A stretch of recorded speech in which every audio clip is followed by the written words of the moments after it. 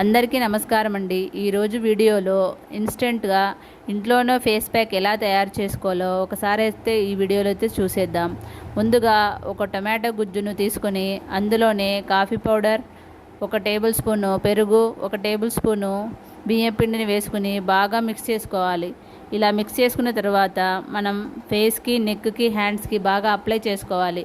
ఇలా 15 మినిట్స్ తర్వాత చల్లనీళ్ళతో క్లీన్ చేసుకోవాలి. ఇలా క్లీన్ చేసుకుంటే మనకు మంచి గ్లో అయితే వచ్చేస్తుందండి. మనం పార్లర్కి వెళ్ళి వేలు పెట్టి ఫేషియల్ చేయించుకొని స్కిన్ పాడు చేసుకునే బదులు ఇలా ఇంట్లోనే మనం స్కిన్ని కాపాడుకుంటూ ఇలా ఇంట్లోనే ఫేషియల్ చేసుకుంటే మనకు డబ్బులు సేవ్ అవుతాయి. ఇలా స్కిన్ కూడా మనకి పాడవకుండా ఉంటుంది. కాబట్టి మీరు కూడా ఇలాంటి ఫేషియల్ అయితే ఒకసారి ట్రై చేసి చూడండి. చాలా చాలా బాగా వర్కౌట్ అవుతుందండి.